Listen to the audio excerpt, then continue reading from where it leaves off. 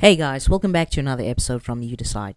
In our last video, we spoke about and identified the most common reasons as to why people want to start their own business. So today, we'll dive a little deeper into it and further evaluate if you have what it takes towards that dream. And the first question for today is, do you have what it takes physically, emotionally, and financially in order to start your own business? From a personal standpoint, when I started this venture about 2 years ago, it really impacted my health.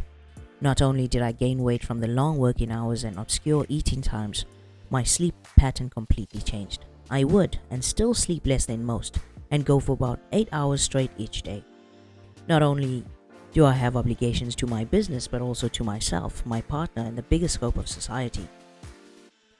At the beginning, it's very taxing on your health, but once you pass that phase, it becomes no longer a routine that you're bound by, but a way of life in which you can mentally, emotionally, financially, and physically choose in order to passionately reach your goals from a healthier perspective.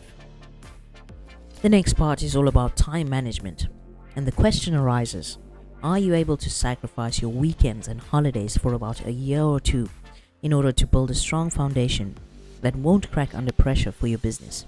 So, as I mentioned, it takes stamina, planning, having a workable and healthy schedule, as well as pure focus, in order to be aligned with that which you began with, which is your big idea for wanting to start your own business.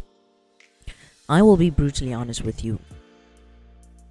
I don't know what holidays and weekends are nowadays because I have a 7-day work week, and Saturday and Sunday are no longer classified as the weekend. Yes, I do take a break every now and then, but for me it just feels like another day in the office. So you may ask, when do you get to rest? Well, generally, I usually rest according to what my body is telling me at the time. And another thing to touch upon, so you may think that it's impossible to work at 100% efficiency for 8 hours in a row, but it wasn't always that way. It started with 2 hours, then 4 hours, and over time it gradually grew with practice and that hunger for success. And even though I know I may not be there yet, I'm hungrier than ever and gained some valuable stamina and motivation through the course of my journey. And you can too. Our third question is about emotional intelligence. So I ask you, the listener, are you emotionally strong to withstand the strain that comes with starting your own business? This question resonates on a level that's difficult to explain, but what I can say is this: you can't have the good without the bad. Things are not always going to go as planned. There will be setbacks. There will be failures. They will crush at your very soul, leaving you feeling hopeless, but not complacent if you're steadfast with your plan. And in the long run, you're always going to be faced with dealing with your demons. This being your fears, in order to make you stronger. These can be brought about through these experiences you go through, and it could go two ways. You can quit and all that work goes to waste, or you could sit down with yourself, figure out your weaknesses and turn them into strengths. Easier said than done, right? No, it takes work, both on yourself as a person and that which you wish to achieve. So for example, you start a business, it fails. A, do you just let it go to waste? Or do you change the plan but never the goal? That's for you to think about. The next question is, are you willing to make sacrifices until your business is fully established? You may ask, what type of sacrifices am I talking about? Well, sacrifices can come in many different ways or forms. If we look at the definition, it says, a sacrifice is the act of surrendering something highly valued for the sake of something of even greater importance. It could be you're working a full-time job or part-time perhaps, but you know you should be and could be using that time to work on your business. So in this example, it could go both ways. You stay at your job, daydream about your business, save that money and eventually start.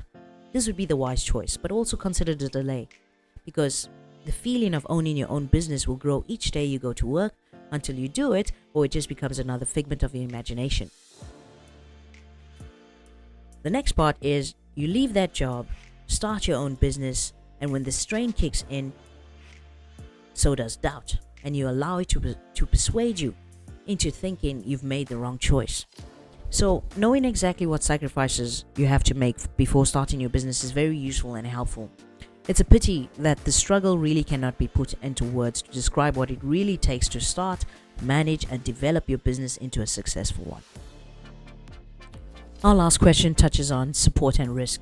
And the question is your family, partner, significant other prepared to support you emotionally or financially through this rocky journey? And are you willing to risk it all for a dream only you can see? As clear as the moon on a cool summer evening. Well, again, this is easier said than done. Personally, I have a beyond strong support system backing me, and without it, I think I would have quit within the first 6 months, and I actually did. I actually did quit a few times, and things didn't go as planned. Everything I was doing wasn't working out. But because of my partner's character and their strong belief in me, as well as my hunger, I am still on that path today in making that dream a reality. So at the end of the day, it's all about communication. And if you're lucky enough to have someone or your family support you through it, don't forget them when you're on that way into making millions, because it was their voice of reason and unconditional love that will make you see that that was just a hiccup in the road. So be easy and go get it.